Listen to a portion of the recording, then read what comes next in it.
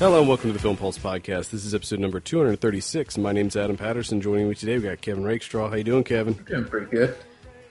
All right, good to hear. You? Huh? I'm doing all right. I can't complain. Finally getting over this sickness. I've been sick for like a week. I was going to say, you sound better.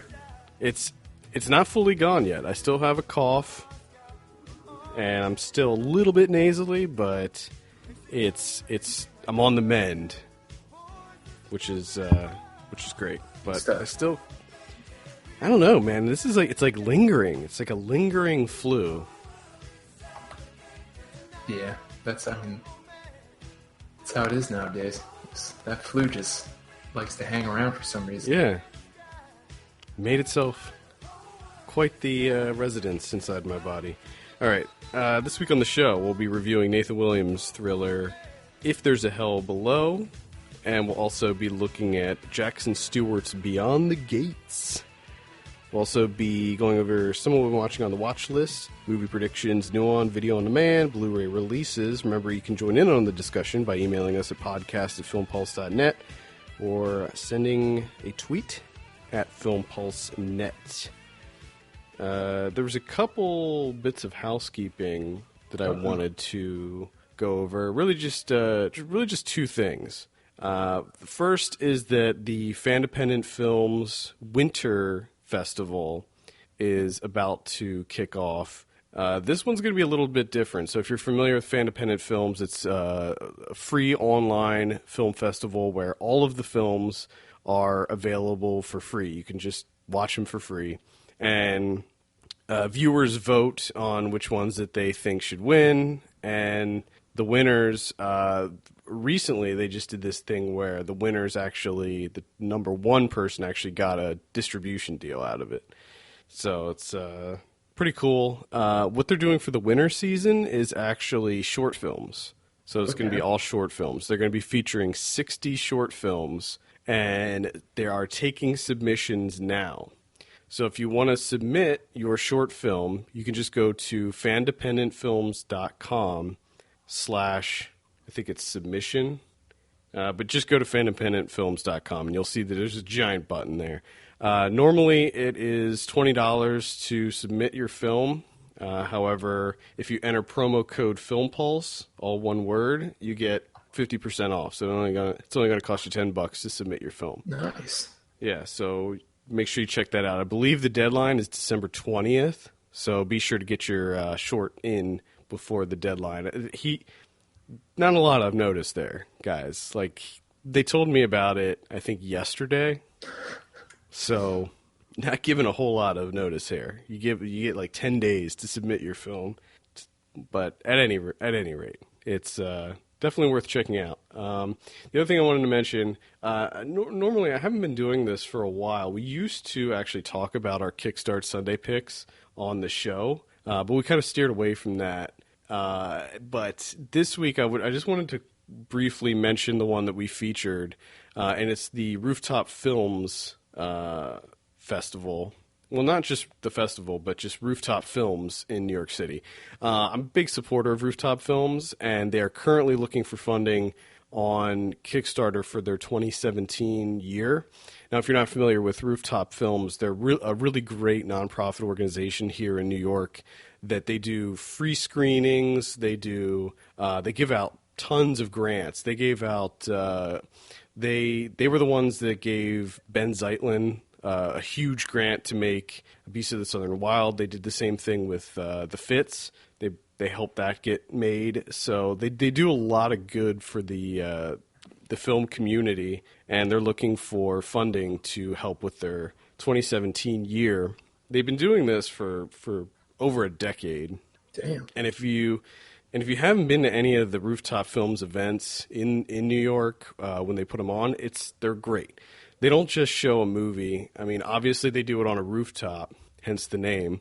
But the cool thing is they always do extra stuff. Like they'll have musical performances and they'll have guest speakers and Q&As and all this extra stuff that they add to make it more than just a screening. They turn it into a big event, and it's really awesome. I've had the opportunity to go to a few of their events, and it's really cool, and I would hate to see it go away. So make sure you go to our site and look at the Kickstart Sunday section, and you'll see a link.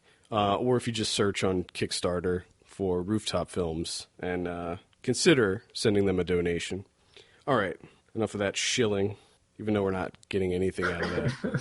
I was about to say, oh shit, we're actually getting something. No, we're not getting. I should note as a disclaimer, we're promotional partners with Fandependent Films, but we have no monetary gain at all from them. So we help each other out. I think we can even stretch that out to we don't really get monetary anything. No, not really. No. From nothing. No.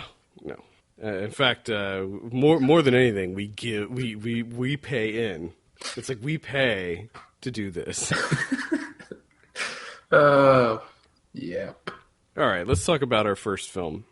If There's a Hell Below. I figured we'd start there just because it's up on my screen. Let's do it. The usual way I picked the first movie. So this is written and directed by It's directed by Nathan Williams, and it's co-written by him. It's also written by Matthew Williams. I guess that's his brother. I would venture a guess. Yeah, it's based on a story by his brother. I have a synopsis here. Abe is an ambitious young journalist at an independent Chicago weekly. He has a lead on a story that could make his career. Deborah, a woman claiming to work in national security, has a serious revelation to leak. She insists on meeting Abe in a desolate place in the American West, perhaps because it is near her undisclosed worksite, or perhaps because she will only reveal her information in absolute isolation. In minutes, they will meet. An hour later, one of them will be dead. This simple premise unfolds multiple layers of depth as the tension is raised to almost unbearable levels. My first question to you, Kevin. That is quite a synopsis. My first question to you, Kevin. Was the tension raised to unbearable levels or nearly unbearable levels? I mean, I will say that he did do a hell of a job of raising that tension. I don't know about almost unbearable levels. I'm not 100% sure what almost unbearable levels are. Like, I don't know if a movie can actually accomplish that. I think that can only happen in, like, real-life situation. Yeah, I think it would have to be so high, the tension would have to be so high that you would actually have to just turn the movie off. Like, you'd just like, I can't. That's what I mean. Like, to me, almost unbearable levels would be having, like, just full-on nervous breakdown. I just, like... Just done. Just breaking down. Just completely breaking down. And I mean not recovering for, like a handful of days. Like you actually have to go to therapy because you would traumatized you in such a way. You would actually be hospitalized. Like if my wife walked into the room, she'd be like, "Holy shit, what's happening? What's wrong?" And then she would rush me to the hospital. To me, that's almost unbearable levels. Yeah. To take it to like full on unbearable levels would just I would imagine a heart attack and death. Yeah, I would assume so. Yeah, I thought that the tension was good. That's what I'm saying. Really was. It really was good. It's just I don't know, like the synopsis, kind of there at the end. You're kind of like, I mean, you're setting the expectations pretty high. You are. You definitely are. The thing about this movie is it's very, I would assume, very low budget. This is a movie where there's not a whole lot of action. It's just mostly conversations. And it's just two people having a talk, getting in the car, driving to, a desolate field, having a little chit-chat, getting back in the car, driving to another part of that same desolate field. But as the synopsis suggests, there is a lot of tension because he's trying to get this information out of her. And she is increasingly paranoid. And that paranoia kind of bleeds off into the viewer. Like you start to think, okay, well, there is something going on here. There is something weird about that truck or whatever. And so you start to feel that paranoia too. And especially when you discover, okay, it looks like they really are being followed here. There is something going on. Yeah. And that's where the tension really starts to kind of build up. Well, plus you also, I mean, going into it, I mean, the film's called If There's a Hell Below. So kind of tips his hand that something's going to happen. Like, you don't just mention hell and it's like, oh, it's a cheery film. you know something's going to happen, and essentially you're just it's he builds all that tension off of just when is it going to happen? Because there's so many times where one of the two characters, either the journalist who's played by Connor Marks or the national security employee played by Carol Roscoe, where they're out in the open, they're vulnerable, and you're just waiting for something to happen. You have this feeling that something unexpected and just surprising is going to happen, and it just doesn't, over and over and over again, to the point where you're just like, make it happen. I can't take it anymore. But I mean that in a good way. Not that I got, bored by it, but it's just, the tension does get ratcheted up. Yeah, and I think it was on one of the posters that I saw for this that said, like, one of them is going to die. So you know that one of them will die. You don't know which one, yeah. But they say it. I don't know if it was a poster or a different synopsis or what. But it might be that one poster that has the gun. Yeah, I think that's what it is. The gun with the USB. Which, you got a gun on the poster. You get it. It's called If There's a Hell Below. Something's going to happen. And they just make you wait and wait. And you just start thinking of all the things that could happen. And it just lets your mind go. Lets you come up with all these crazy scenarios. Yeah, overall, I really enjoyed it, though. I thought it was a fun little ride. Oh, yeah. I mean, it's really impressive, the really, really simple setup. And even everything, like you said, it's conversations and them driving around in a car. Mm-hmm. And to be able to, get that much tension out of it is quite impressive. Yeah, absolutely. Plus the performances were pretty good, too. They were decent. Yeah, they were okay.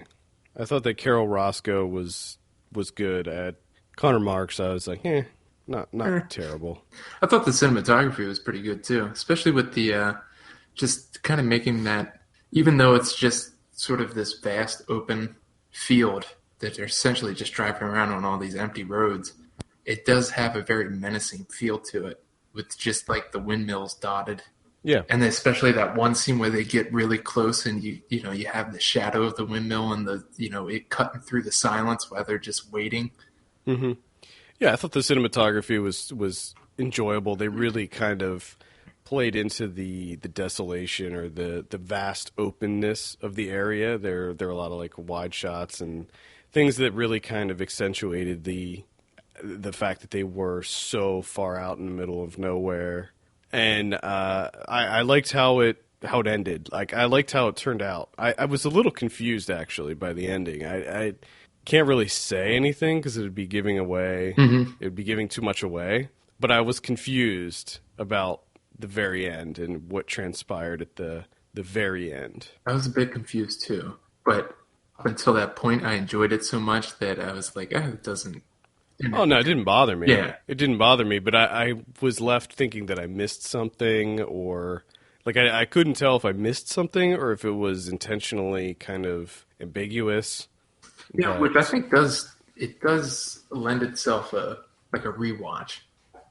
It does lend itself well to a rewatch because there's, all the dialogue that's happening throughout. It almost makes you want to go back and just pay like extra close attention to every single word that's said, because it almost does feel like you miss like a little clue, a little turn of phrase or something. Right? Yeah, because all those like little anecdotes and things that are told, yeah, all play into what's happening in this story. Exactly.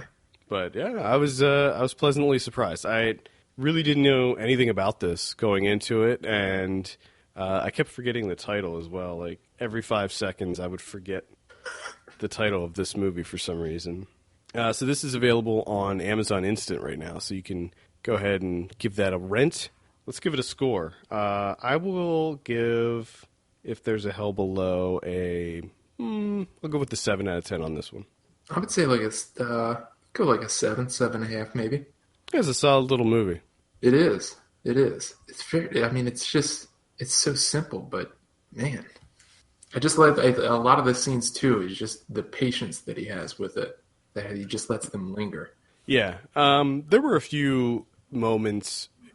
I hesitate to even mention this because it didn't end up being this way, but there were a few moments where I was like, starting to feel a little impatient with what was happening. How they would they would keep moving to a location. He would try to get information out of her. She was not giving it, and it was just this kind of, at the beginning, this over and over again.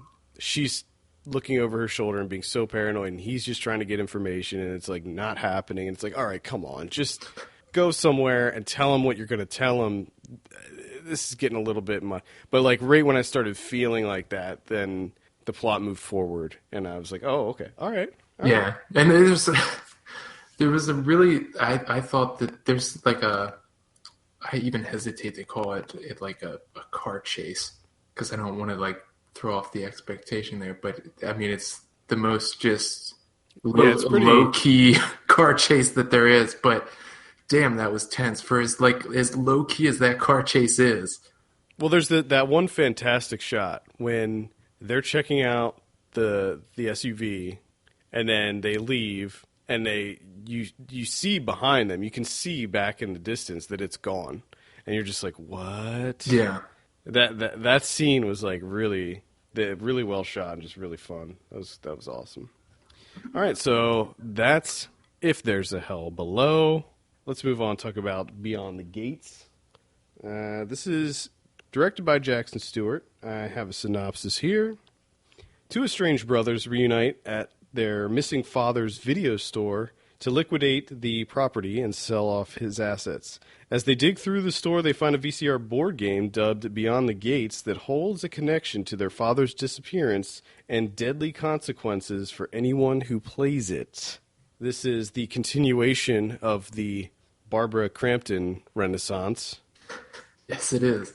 And I don't know about you, but I was like, this movie seems like it's perfect for Fassenden to show up. But then I remembered the rule that they can't be in the same movie. But I was wondering if this movie was going to break that. Yeah, it does seem like the perfect movie for him to be in it, for sure. Bria Grant's in this. She was on the podcast a while back. She's really cool person. Let's say that name sounded familiar. Yeah. She was on the show talking about this kind of comedy that she directed a while back. It's apocalypse comedy. Gotcha. I don't know if she co-directed it or co-wrote it, actually. At any rate.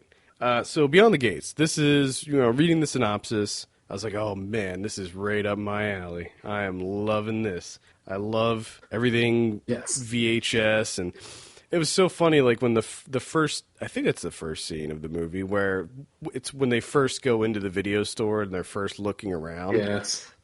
It just made me feel so nostalgic, and it really made me miss the days of the video store. Just going to the video store and browsing around and finding these like really weird, obscure, probably straight to VHS movies, and just kind of stumbling onto something, this like great treasure of a movie that you feel like no one else in the world has ever found this movie. And I love that, and I really miss that. I mean, if there's anything about the digital age that we live in now that sucks, it's the fact that the video store has been made irrelevant. Yeah, because that was like a whole thing.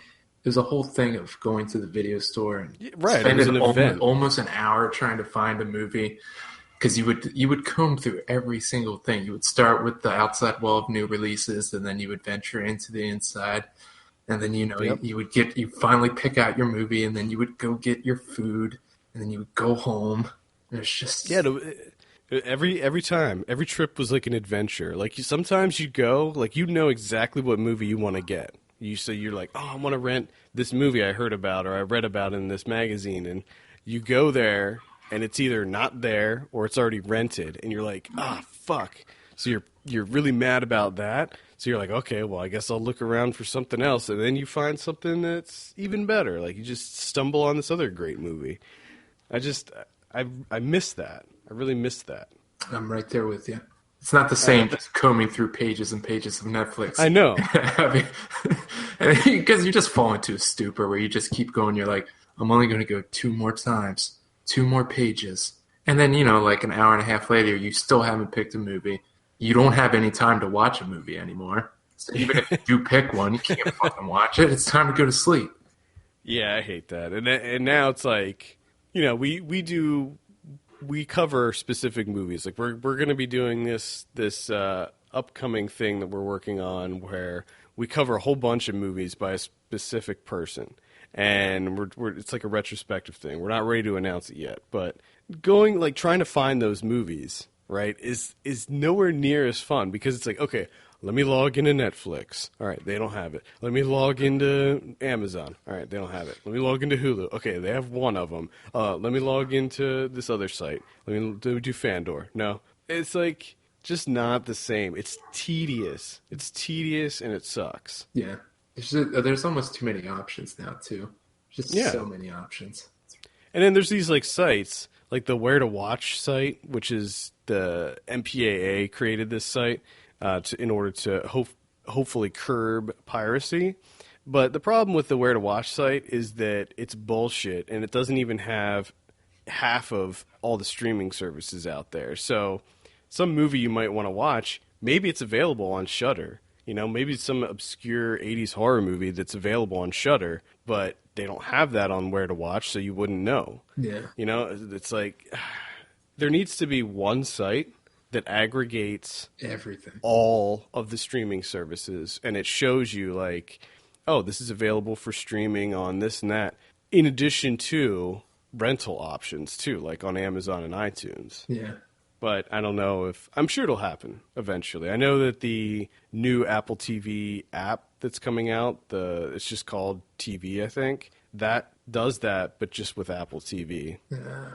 So anyway, getting back to Beyond the Gates, so it started off really strong for me. I was really into the idea of these two kids. Their dad sort of just disappeared, very mysterious disappearance, coming back to their old hometown. Running into kids they grew up with, looking through the old VHSs, they find this VHS board game, which, I mean, come on. That's amazing right there. And then it turns out to be like a Jumanji situation. So I was like, all right, this is incredible. What more could you want, really?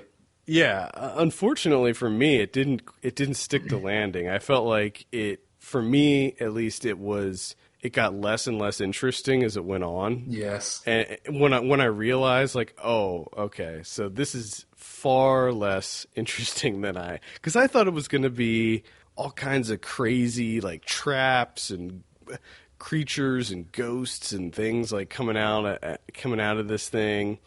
And in practice, it just was not that interesting. Like, it started off really cool, but the game itself was kind of lame.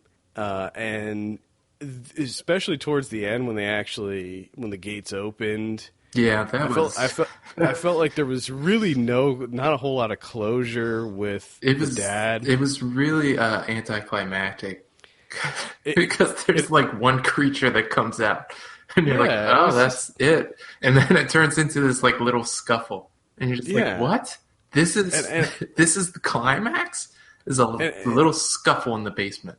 Yeah, so I was really disappointed with that.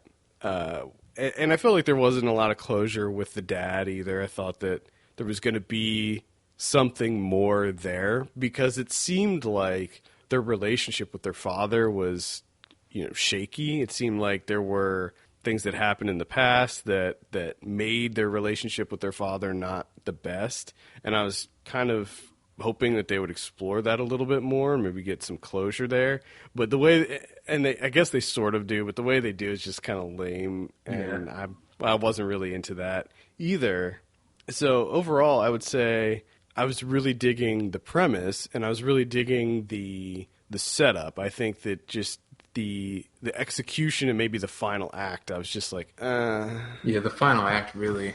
It just teetered off for me, and it's really disappointing because I like everybody involved in this, and I thought that the dialogue was fine. It was solid. I guess I wanted more. Maybe they were bound by budget restraints. This felt like a really low budget movie. But even with that in mind, you have like the first, which I'm kind of right there with you. Like when this started off and they find the game and you see the setup and everything, because I was a little leery going in, and then they find the game, they get the setup and everything, and you're just like, yes, this is gonna be fucking awesome. This is gonna be so much fun. This is gonna be great. I'm really excited to see where this goes. And it seems like they just kept like they would pull the game out and they'd be like, let's play it, and they'd start playing. And they're like, let's not. And then they would just go to bed. I'm like, God damn it. And then again, they're like, let's play it. And then it gets a little creepy and they're like, let's hold off. I'm like, oh my God, will you just play the fucking game? And there were so many times where his girlfriend Margot's just like, I'm going to go upstairs. I'm just like, well, there was... She went upstairs like 4 times. I'm like, just play the game. Let's just get this movie going, please. I know. And there was... The funny part is that when they got the first key, so the two brothers decided they're going to play it. Where was Margot during all this? I thought the same thing. She was mysteriously gone. It's just the two of them playing. It's like, wait a minute. I thought that they all had to be there, and because they all seem to be playing this thing. It's like, where did she go? Was she asleep? Was she just upstairs on her iPad? What was going on? Well, that's the thing. Like, she always left. She was just like, I'm going upstairs. This makes me uncomfortable. And I guess that's what happened to Frick, because I thought the same exact thing. I'm like, is she just gone now? Or is she still in this movie? And like the first instance of like horror, gore, or whatever, I was like, oh shit. I was like, this is awesome. Because there's just a shit ton of blood everywhere. Yeah. And just the whole idea of what's happening was just, I was like, oh my God, this is going to be fun and ridiculous. Yeah, it was. And then the second key that they find, which the other thing that was kind of a bummer is like the keys just end up being right there. Like they just pop up beside them. Like, here's the key. And it's like, man, they didn't really have to do anything. I mean, they kind of do, but they don't really have to go on like any adventure or solve any puzzle or anything. It's just they're sitting in the backyard and there happens to be a key in the garden. Yeah, the keys just felt almost pointless to me. That was the other kind of issue I had, is that the game itself didn't really feel like a game at all. Like I felt like they could have fleshed out the rules of the game and made it more seem like an actual game rather than it looked like a clue board that they rolled a dice and then it seemed like the board itself didn't matter at all. Really what mattered were the cards. They flipped over the cards and then something. It's just the concept of the game itself didn't really do it for me because I felt like that wasn't fleshed out enough. Yeah. Plus, I just thought that there would be some more craziness with the game. Yeah, I mean, I thought there was going to be more variety for sure. Like the keys were, I mean, they were quite something. When they would get the key, what would happen? It's just kind of unexpected and just, it's like the head just explodes and it's just, yes, this is wonderful. But I thought, there would be some ghosts or some creatures or it's just, I thought it would be all out, just mayhem of, they unlock these gates and just craziness would happen. But there's just one, a long-haired guy with some shitty goth makeup shows up in the bedroom for some reason. And then, like, that's it. Like, nothing else really happens with the gate. Like, they don't really unleash that much. Basically felt like an episode of Are You Afraid of the Dark to me. Yeah, it's a bummer because it's a really great premise. And I think that it started off really strong, too. Like, I thought that they did a good job establishing the characters and kind of giving us enough backstory as to what was going on here. We could tell that the brothers were kind of estranged. And I also liked, one thing that I liked was how they kept hinting at some sort of event that happened in the past. Like Bria Grant was talking about how, she hurt her wrist and she has nightmares and all of this stuff, and that he was not drinking. And it was like, oh, did something go on there? And so I like how they kind of built this kind of family drama stuff into it, but I felt like they just didn't really do enough with it. Yeah, and I think the putting off of actually playing the game is frustrating. It was a bit. It was like I understand it that to a certain extent it feels real, it feels genuine, Because I'm thinking, if me and my brother found a game, yeah, we'd probably do the same thing where, be like, I don't think we should play this. And then you might get it out and then you'd be like, nah, I don't want to do this. You'd be hemming and hawing with it. Sure, that makes sense. But when you're trying to entertain me as a viewer, I don't want, your movie's ridiculous. It's a hard Jumanji. Like, just play the fucking game. Yeah, exactly. I don't want realism. Just play the game. Just have shit come out everywhere. Just fucking monsters all over the place. Just make the walls bleed and have just all kinds of really crazy shit going on. I want to be attacked by bats. Yes, I want it to be kind of like Jumanji, where you start playing this game and you just unleashed hell from beyond the gates, and it is relentless. You don't get to sleep. You don't get to have dreams and nightmares and shit, and have time to put your glasses on. You don't get to do that. It's beyond the gates. You open the gates, right? You don't have time to sleep. It's fucking all-out war. And maybe that's the problem, is that you and I had that expectation going into it, like, oh, this okay, it's a horror Jumanji. That's what we're doing. Get ready for some crazy shit. And then it turns out it's like, oh no. Well, even to say, when you, like I said, you have your first instance of horror / gore or whatever, and there's just buckets of blood just all over the place, and you're just like, oh my goodness, that was kind of unexpected. Yeah. And then the second time too, you're like, Jesus, heads are exploding. There's caved in faces. There's blood everywhere. This is fantastic.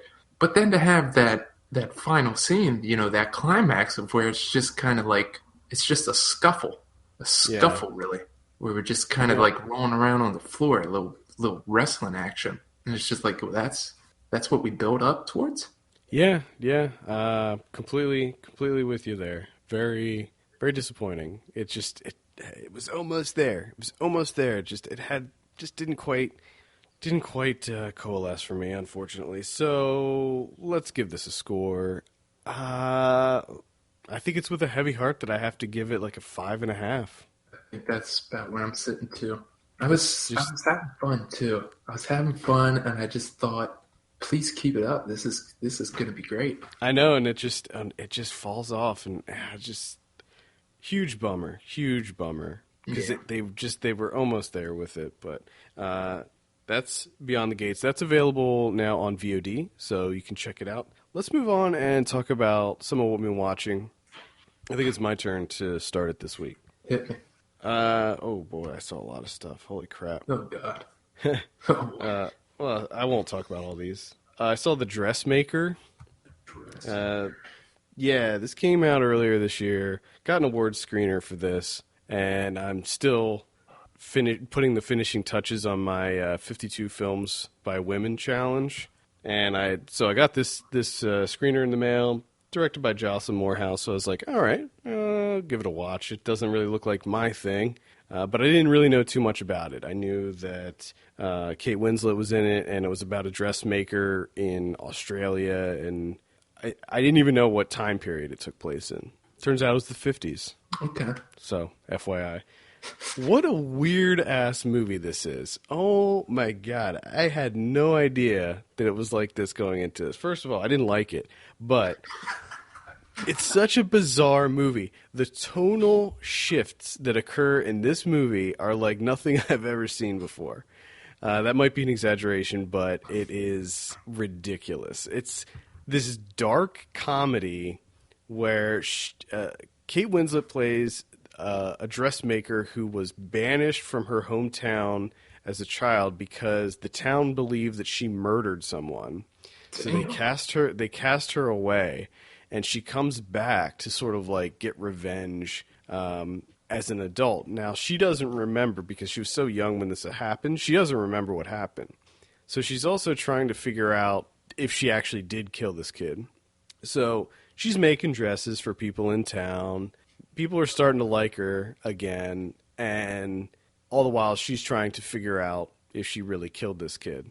And some of the stuff that happens in this, it's just unbelievable. Like there's violent moments, like bloody violent moments. There's these kind of goofball slapsticky moments. There's these super melodramatic things that occur. She develops a relationship with Liam Hemsworth, and they kind of fall in love, and then something ridiculous happens with that. And I just couldn't believe what I was watching on the screen. It was so bizarre, just so bizarre. I almost want you to see this movie just so you can be like, what the fuck? Because it is not like what you would expect at all. You see the like stills, you read the synopsis, and you think that it's going to be this kind of romantic comedy, or maybe not even a comedy at all, just a romance movie. But it is nothing like that at all. It's this really weird Australian dark comedy. I would have never guessed that from the poster and the. I know.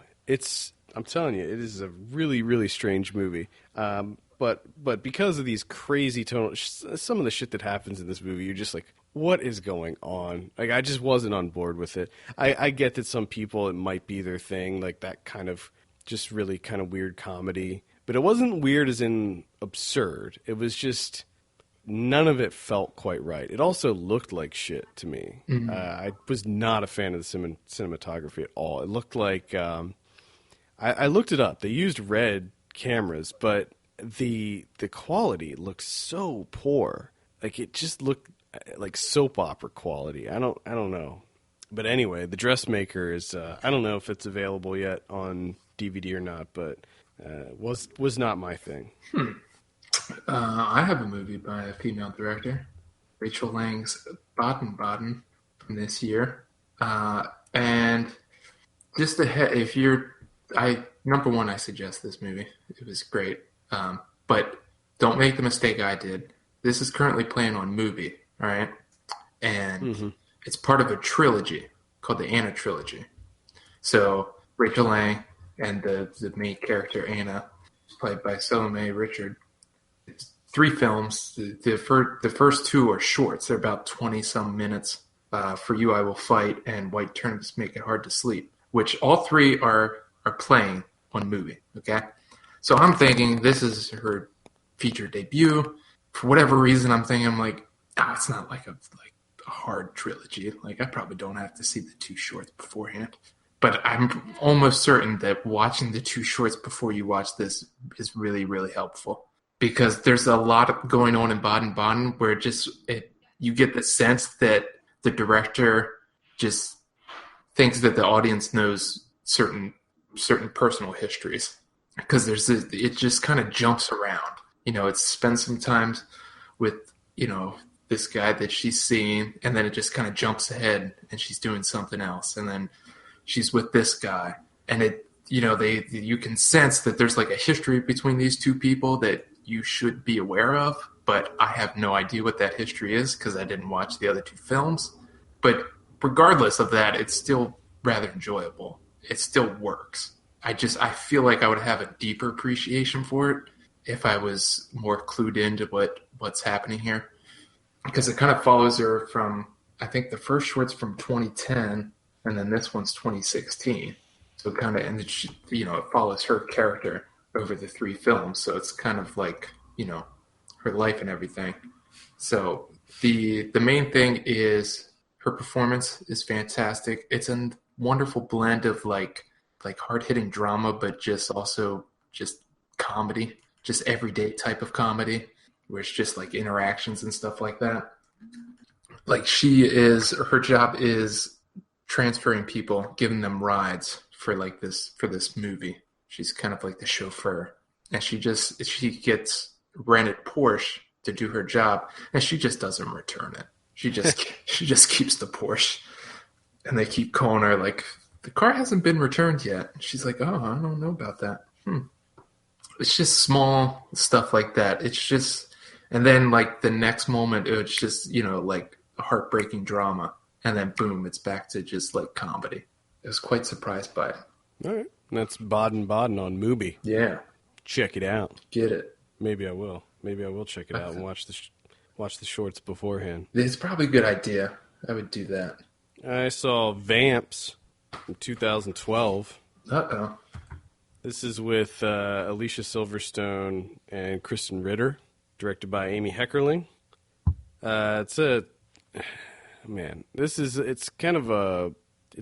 comedy about 2 roommate vampires just trying to live their lives, just trying to live their lives in the age of the internet and social media, and there is a lot of pop culture references that are way out of date already, and this movie is not funny whatsoever. And I was not into it. Not into it at all. I don't mind Amy Heckerling's movies. I was a big fan of Clueless. I was a big fan of Fast Times at Ridgemont High. Love those movies. Not so much European Vacation, but, it's not terrible. Yeah. I don't really like the Look Who's Talking movies, but it's been years since I've seen them, so. But anyway, this one is just, it really wasn't my thing.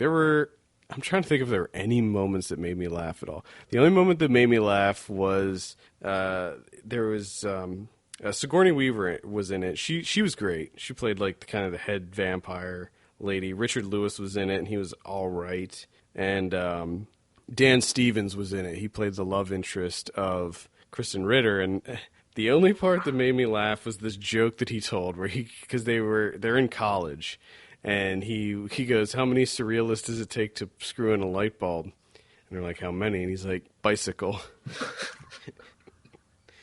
For some reason, his delivery of that made me laugh. But that's all I can say about Vamps. Not very good. But at least you got that light bulb joke in there. It's solid. You can use that now. Mm-hmm. I will. I saw Wiener-Dog. Ah. Wiener-Dog. Little salons action. Little salons action going on. This one's like okay. There were moments that I enjoyed. I did find it funny in numerous spots. Julie Delphi just being just an absolute terrible parent. Just the conversation in the car. And the one where about the dogs. The one in the car, and the one where when the little kid Remy's laying in bed and she's talking about how the dog that she had was raped and that she was in so much pain giving birth, and that the other dog just continued to rape and the venereal diseases, and the kid's like, oh, AIDS. And it's just like, oh my God, what are you doing? Why are you saying these things? Classic Todd. The thing that surprised me, and I think I've said this before, is that it's almost a sequel to Welcome to the Dollhouse, and which I didn't know. Like, all of the characters from Welcome to the Doll, or a lot of the characters, are in this as adults, and that was one of the surprises. I knew that Dawn Wiener was in it. Yeah, and I knew Greta Gerwig was playing Dawn Wiener, but I didn't know that the other characters were in it. Yeah, which kind of made it, like, I knew that too, but it's been so long since I've seen Welcome to the Dollhouse that I don't really remember anything from that movie. I went back and watched it after Wiener-Dog just to refresh myself, and man, what a great... That movie holds up. Does it? Oh yeah, that one does. I'm gonna have to recheck that one. It's fantastic. And it seemed like it started off really, really strong, and then each section just got progressively worse. Like, I really enjoyed the first one. The one with Greta Gerwig was pretty good. Thought that was pretty solid. The Danny DeVito one just kind of didn't seem to really go anywhere. And then the last one, I couldn't. Was that the Ellen Burstyn one? Yeah, the last one? That one. Yeah. I just couldn't get into it. Yeah, I feel the same way. But there was a couple of things that I loved the intermission. Yes. That might have been the most ridiculous thing I've seen this year that I just absolutely loved. The Wiener-Dog just trekking across so many different backdrops. when he's with the horses, and he's just having such a good time. Just him and his happy gait, just walking through those backdrops like it ain't nothing. It could have just been that, really, and I would have been happy. And then there's I'm sure that there are plenty of YouTube videos that you can find that are just that. And when the kid gets left home alone in the first one, and they just go all out tearing pillows apart and whatnot. Oh yeah. It's just ridiculous. Good fun, but it kind of to me it just peters out. Like I said, each section just gets a little bit worse than the one before it, and just by the end, it's kind of like, okay, I'm kind of done. Yeah, that ending was A little bit too much for me. Well, I also thought it was. I mean, you knew it was going to happen because it's salons. Yeah, I expected it to, but You know, but it doesn't make any sense. That dog doesn't move yeah. for fucking anything, and now all of a sudden it's just like, ugh. It's like, come on. Yeah. That's Wiener-Dog. I saw Girl Asleep, sticking with the kind of quirky comedies. This is the Australian one, directed by Rosemary Myers. Came out earlier this year. Kind of a weird hybrid of Wes Anderson and Jared Hess, the director of Napoleon Dynamite. Maybe with even a little bit of like Where the Wild Things Are, that kind of vibe, where there's lots of costumes that are made of construction paper and things like that, paper mache. I was kind of into this at first, but where it goes, unfortunately, it really didn't do it. I lost interest in it.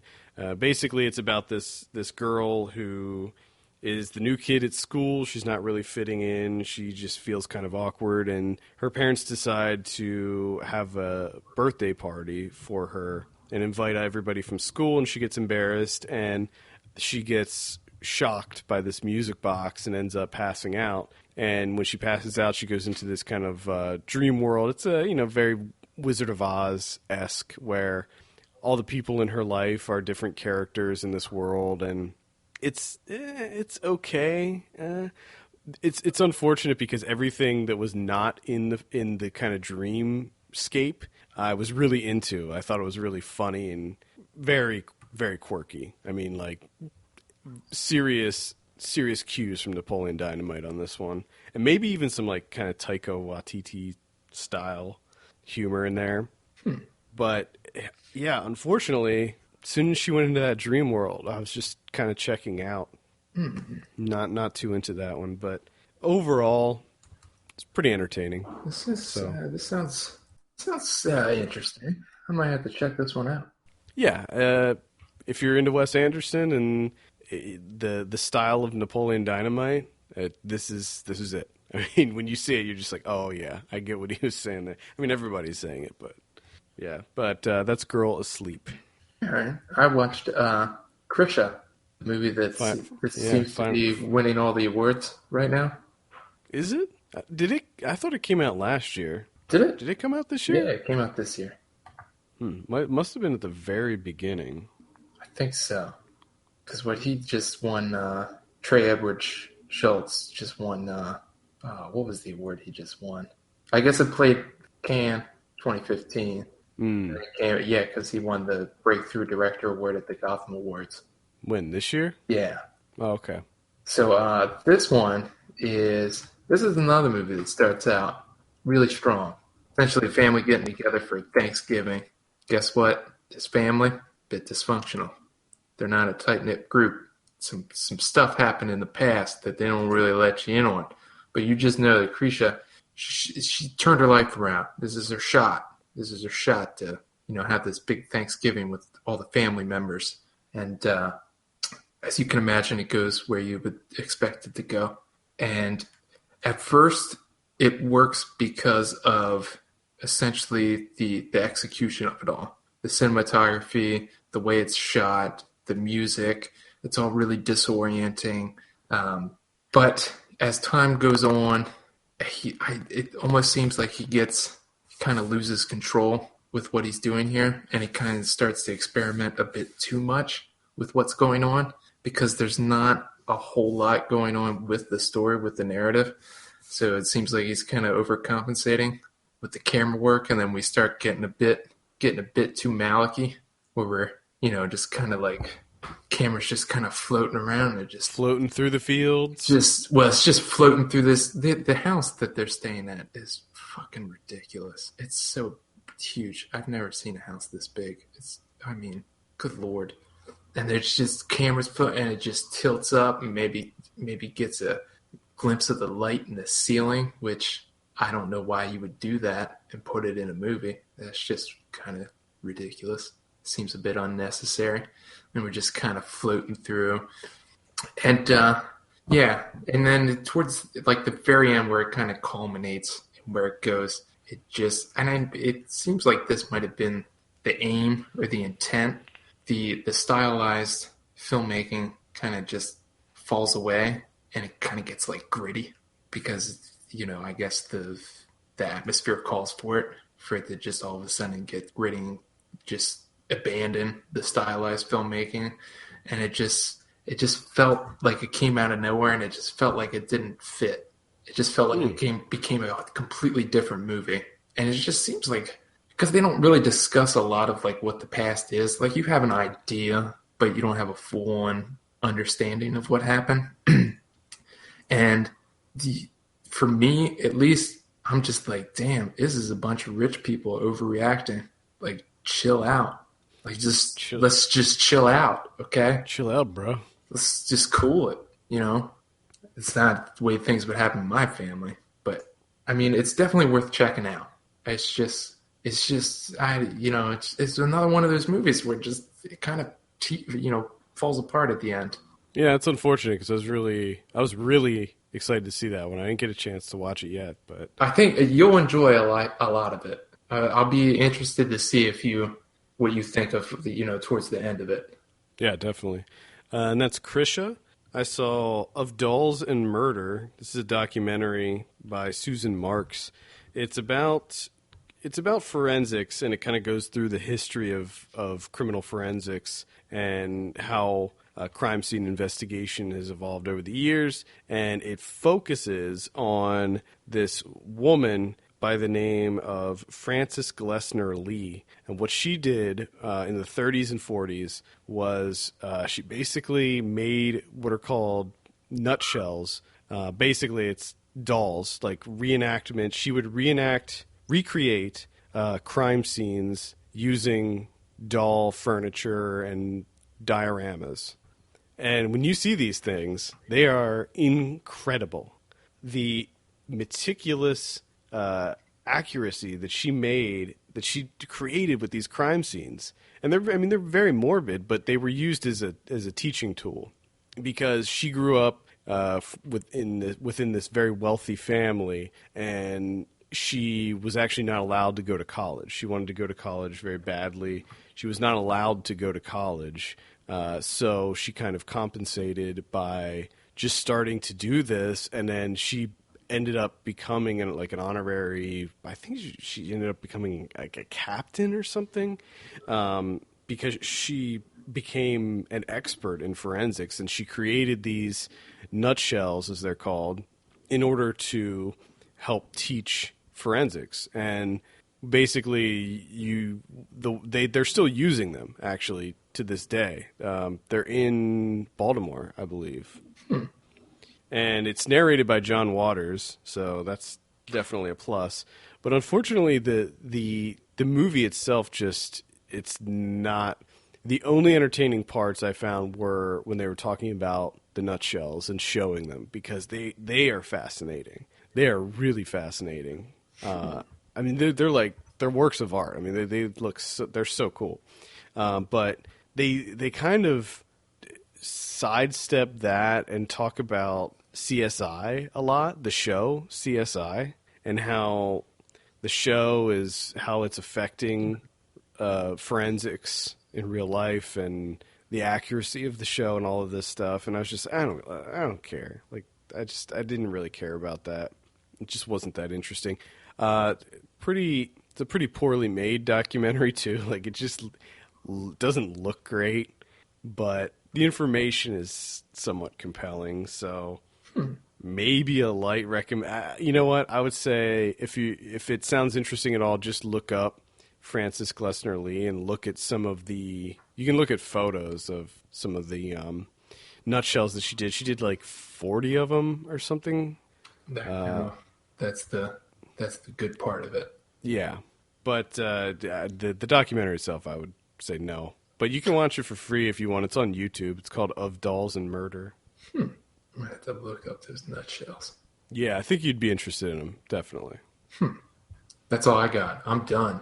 All right, so I'll breeze through these real quick. I saw Ghost in the Machine. This is from 1993, directed by Rachel Talalay. This was one that I'm surprised that I never heard of before, or maybe I did and just never sought it out.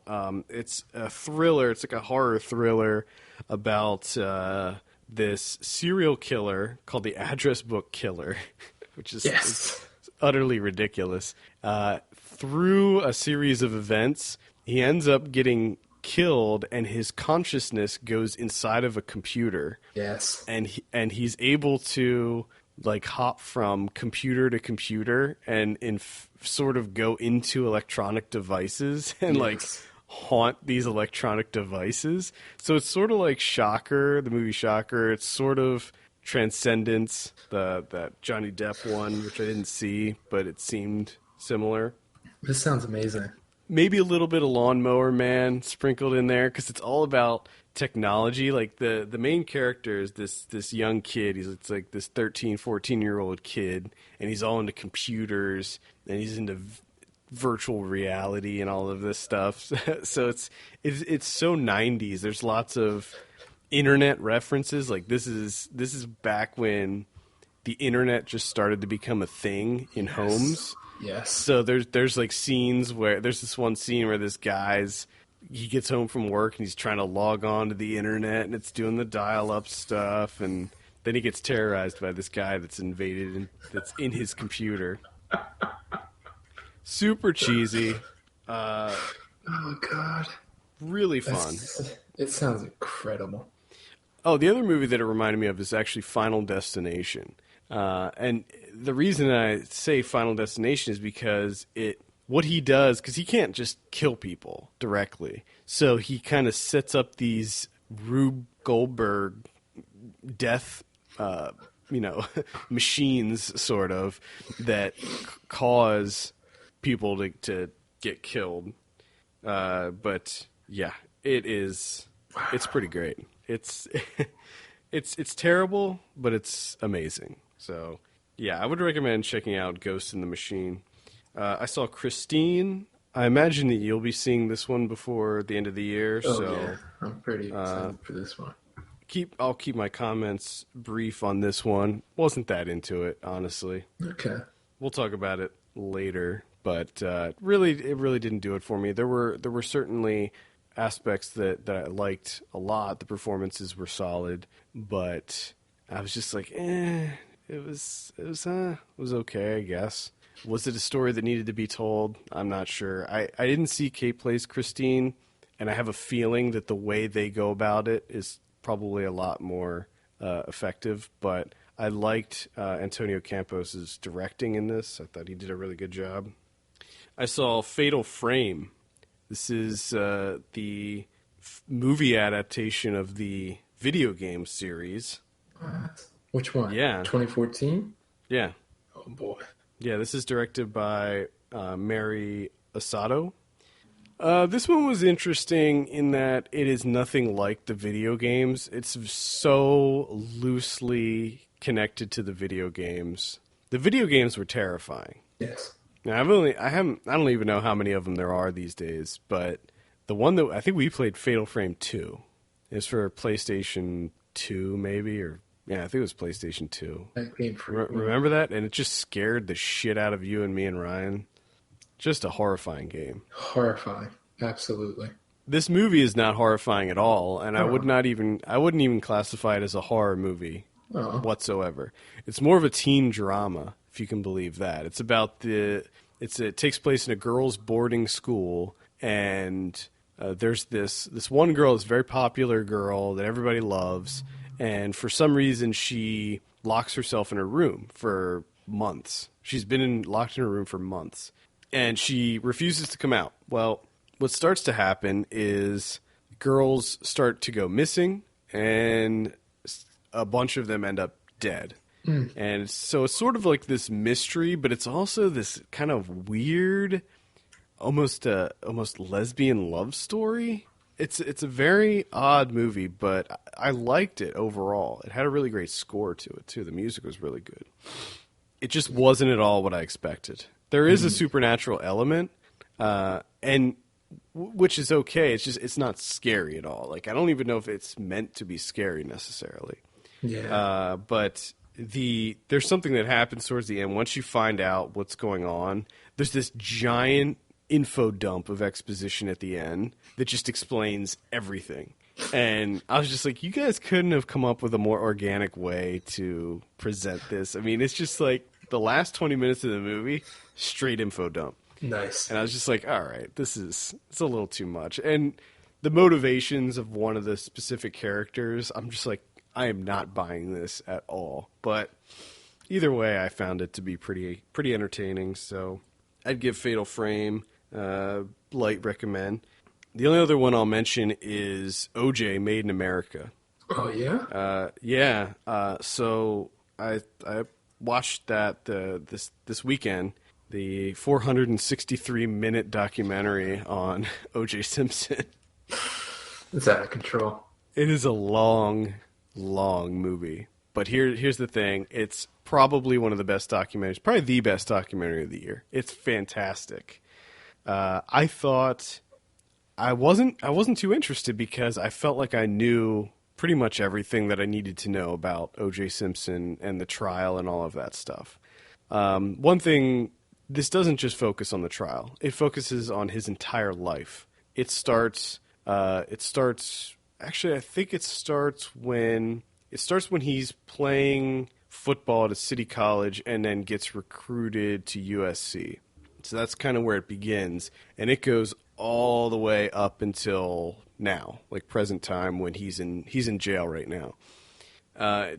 Just utterly fascinating. The way this is an ESPN film, so you know that they bring a certain level of quality to their movies, and just how this was presented and how meticulous the information was, and how, I mean, this is such a deep dive, and it wasn't just about OJ. It was, they kind of drew parallels between what was going on with OJ and then what was happening in society at the time. It wasn't just in the 90s during the trial, when the media was just hyping this, and it was just everything about that trial just spiraled out of control, and it was just such a media circus. Yeah. It wasn't just about that. It was when he was playing football in college in the 60s, and people like black athletes like Muhammad Ali and Jim Brown were boycotting the Olympics and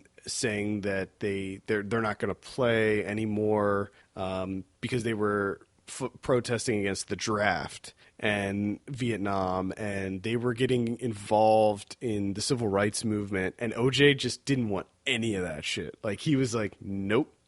And it was really interesting how he never thought of himself as a black man. And anytime anybody would ask him, he'd be like, I'm not black, I'm OJ. Like, he kind of transcended race, and how once he was one of the first black athletes that was getting big sponsorship deals. And he had this huge campaign for Hertz that he did, and Chevrolet, and how they interview the people that hired him, like the marketing people, and they talked about how they would deliberately put all white people in the ads with him in order to make him seem more white and appeal to white audiences.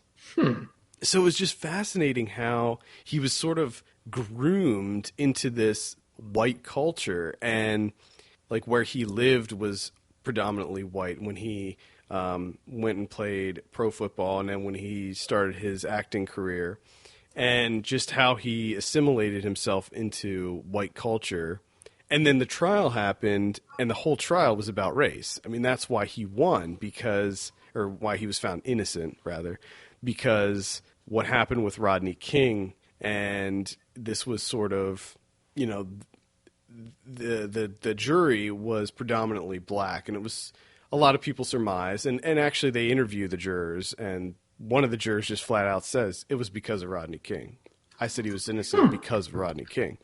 And so it was like them getting back at this horrible injustice that they faced just a few years prior. And so there were so many fascinating things about this documentary. Like, I know it's long. It's a long ass documentary. There's 2 intermissions.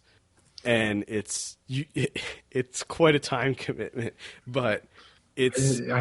so excellent. I know, because I keep hearing so many good things about it, and it's And the popping up cool, on the top 10 list everywhere. yeah. I'm just like, but that runtime though. Well, the thing is, it's broken up into parts, so it's pretty easily digestible. It's not. It's not Okay. like it does have a flow to it, so it's not like they just straight up broke it into episodes or anything like that. Because I know it was shown on TV, Yeah. but Can we but just it can someone condense it into like an hour and a half for me? That'd be that's cool. see the thing about it is though there's so much Oh, there's so much to tell, and to me the runtime it feels right. I mean, there is a lot going on in this. I a mean, lot of it is, yeah, a lot of information to go over.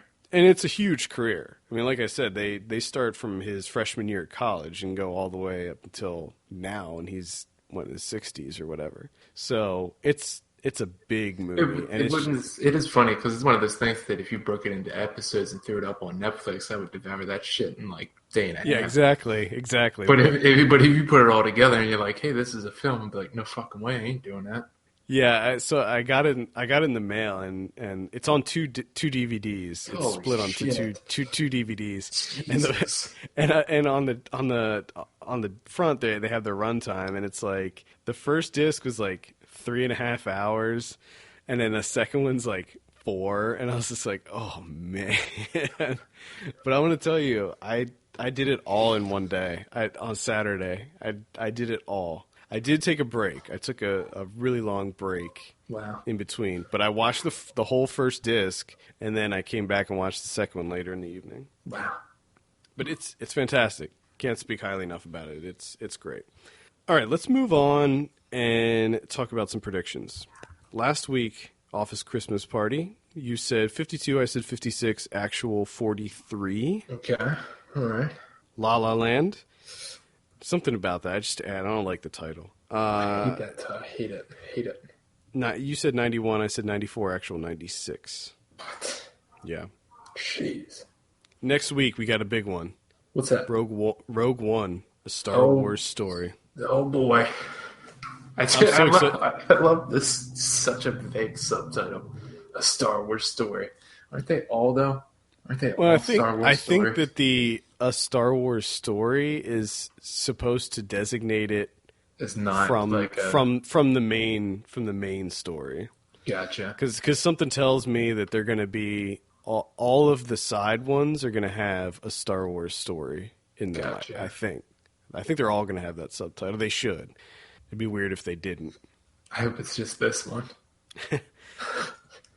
This one, I mean, these are actually really hard to predict because I'm sure that it's going to be well received, but the question is how well received. Are we looking at, is this going to be in the 90s? Is this going to be in the 80s? Because you have some contrarians out there that will hate it no matter what. Yeah. And then you have your fanboy critics out there that are going to love it no matter what. I'm probably more in the fanboy camp. But also, This you'll have the fanboys that are going to hate it because it's not exactly what they wanted or what they expected Yeah. it to be. So it's tough. Because like 3 years ago, they actually wrote a script about this, and it didn't stick to their script at all. And they put fucking hours and hours into that shit, and they didn't even get asked for input. I think it's going to be pretty big. So I'll say 87% on this. I'm going to go, oh, you're going 87. I'm going to go 80, 85. All right. I'm pretty excited. So the Alamo Drafthouse opened here in New York. It's in Brooklyn, and they're doing a limited edition pint glass, Star Wars Rogue One pint glass. Oh, boy. And if you're one of the few that get in opening weekend, you get one. Yes. And I was able to reserve them. Holy So shit. it'll be my first time going to the Alamo Drafthouse here in Brooklyn, or in Brooklyn. I'm not in Brooklyn now. And Cool. Good for you. see- Good for you. I'll probably go to like a Regal or some shit. Well, It's sitting, it'll still be a good experience, probably. sitting like nasty popcorn. I have to sit beside some guy that takes a business call. Yeah, there definitely won't be any of that at the draft house. I mean, I'm probably gonna get myself a milkshake, maybe some chicken tenders. Whew. I gotta eat something. I'm hungry. Next week, because of Rogue One, that's pretty much all we got going on next week. That's it. Yeah, they give that some space. Yeah, if you try and come out with a movie on the same weekend as Rogue One, your balls are fucking huge. Like, that is just a fucking ballsy move. Be like, you know what? I'm doing it. So Star Wars. You're gonna that Will Smith movie, Collateral Beauty, does come out. That movie's Have you seen the trailer for that? I honestly thought that this was not a real movie. Oh. But this is a real movie. There's a lot of movies coming out recently, like over like the last year or so, that are just like, they don't seem real. Like, I just don't understand how they're made. They seem like joke movies that should be like playing in the background of like 30 Rock or something. That's like a joke. The Rural Juror. Yeah, something like that. But they're actually being made into real movies. Yeah. Collateral Beauty. I don't know. This movie just does not look great. Manchester by the Sea is getting, I think, a wide release next week. So if you haven't seen that, dear God, go out and see that. It's one of the best of the year. Absolutely. All right. I'm trying to see what else. A Kind of Murder. It's a movie I saw at Tribeca. It's not great. That's pretty much it. Let's move on to VOD releases. This is for, oh God, what do we got here? The 13th, we have Girls Lost, Counterclockwise, Try, Stevie D, Kill Ratio, and then on the 15th, we have Alley Cats, and then the 16th, we have, what's Friday? Huh, am I jumping too far ahead here? Friday is the 16th, so we're still good. So the 16th, we have The Hollow Point, A Kind of Murder, and that's it. Mm-hmm. So once again, a ton of VOD stuff. I'll have to sift through that and see what's worth looking at. Probably not a whole lot of those. Just probably not. If I can remember to when I added them to the calendar, none of them really piqued my interest. Next week on Blu-ray, we got Southside with You. That's the Barack Hussein Obama movie. Is this the one where he's in college? Yeah. Okay, cool. It's the one where it's like, I think it's their first date, him and Michelle. Right, what else do we got here? Clown Forever comes out. Not too into that one, unfortunately. Let's Be Evil, Suicide Squad, Equity, Slash, No Pay, Nudity, Shelley. These are all ones that I'd probably not really recommend. Bridget Jones's Baby, Florence Foster Jenkins. Arrow is putting out Creepshow 2. I didn't like Creepshow 2, unfortunately. Morgan, that sci-fi one. It looked pretty generic. That's pretty much it. Yeah. I mean, the big one's really Suicide Squad, which is not worth buying. Yeah. Any Criterions next week? We got two. We got John Huston's The Asphalt Jungle from 1950. And we have Fellini's Roma from 1972. Oh. Both popping up on the Blu-ray there, which they both look good. Yeah. All right. Well, I think that's going to do it for this week. Thank you so much for tuning in. You can send us your questions and topics to podcast at filmpulse.net. You can follow us on Twitter at filmpulsenet and at filmpulsekevin. And if you have a minute, take a look at our Patreon page, patreon.com/filmpulse. Consider helping us out by becoming a subscriber. For Kevin Rakestraw, my name's Adam Patterson. We'll see you next week.